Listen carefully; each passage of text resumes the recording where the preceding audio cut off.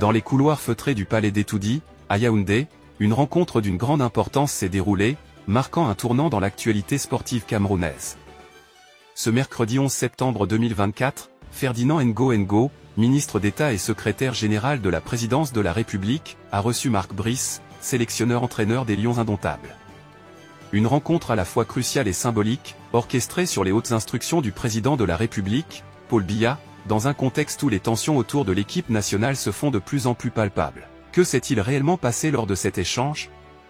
Que nous réserve l'avenir des Lions indomptables? C'est ce que nous allons découvrir ensemble dans ce reportage exclusif.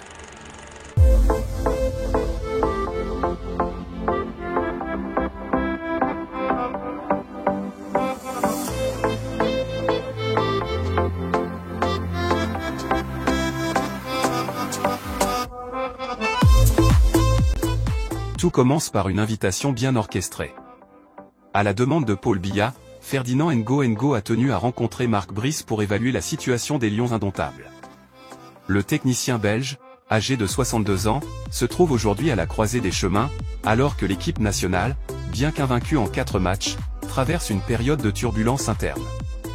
À l'ordre du jour, faire le point sur l'état d'esprit au sein de la tanière des Lions et renforcer la position de l'entraîneur à la tête de l'équipe. Ferdinand Ngo Ngo, représentant la plus haute autorité du pays, a assuré Marc Brice du soutien indéfectible de Paul Biya, le président lui-même étant un passionné de sport et tout particulièrement des performances des Lions indomptables.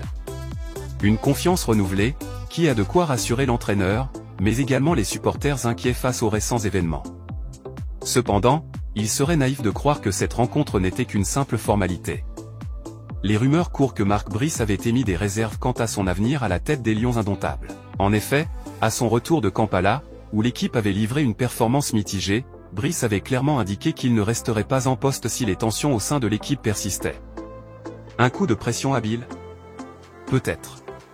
Quoi qu'il en soit, le geste de Ferdinand Ngo Ngo de le conforter dans ses fonctions témoigne d'une volonté de stabiliser la tanière avant les importantes échéances à venir. Les prochains défis sont déjà inscrits sur le calendrier des Lions, 2 matchs cruciaux en octobre contre le Kenya. Des matchs qui pourraient bien déterminer l'avenir de l'équipe, mais aussi celui de Marc Brice à la tête de la sélection nationale.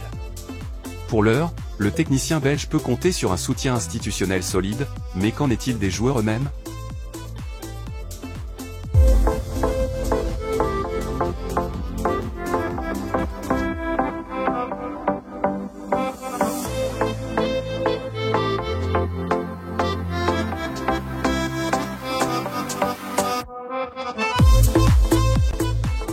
Dans la foulée de cet entretien avec Brice, le secrétaire général de la présidence a également tenu à rencontrer 2 piliers des Lions indomptables, Aboubacar Vincent, capitaine de l'équipe, et Michael Ngadeu, défenseur clé.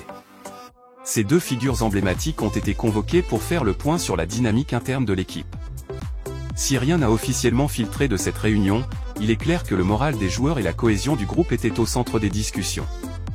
Mais tout n'est pas aussi simple que cela. Le contexte autour des Lions indomptables reste délicat.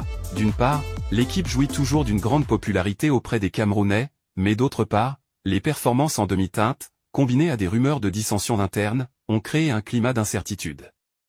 Certains analystes sportifs estiment que des tensions existent au sein de l'équipe entre certains cadres et le sélectionneur. Une hypothèse renforcée par les récentes déclarations de Brice sur son possible départ.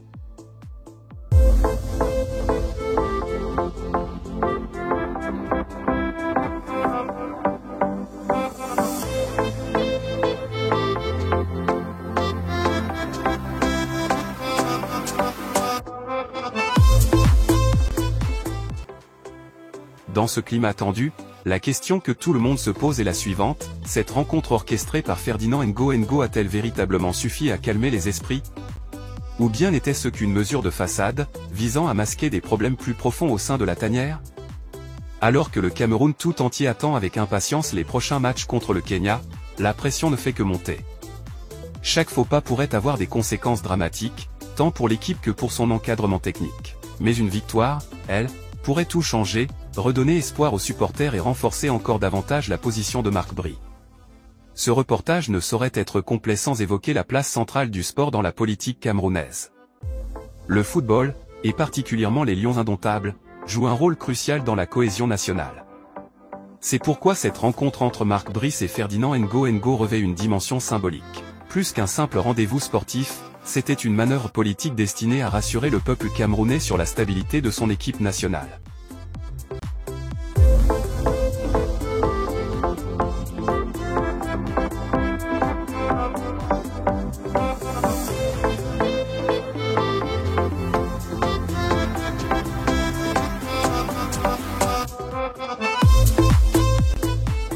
Ainsi se termine cette page d'actualité sur la situation des Lions indomptables.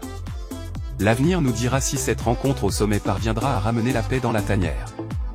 Pour l'heure, Marc Brice reste en poste, soutenu par Paul Biya et Ferdinand Ngo, mais la pression demeure palpable. Le prochain regroupement des Lions, en vue des matchs contre le Kenya, sera décisif pour l'équipe et pour son entraîneur. En attendant, nous vous invitons à suivre de près toutes les évolutions sur CTV, votre chaîne dédiée à l'actualité la plus pointue du Cameroun. Abonnez-vous, restez informés, et rejoignez le débat en partageant vos opinions sur l'avenir des Lions indomptables. Les lignes sont ouvertes.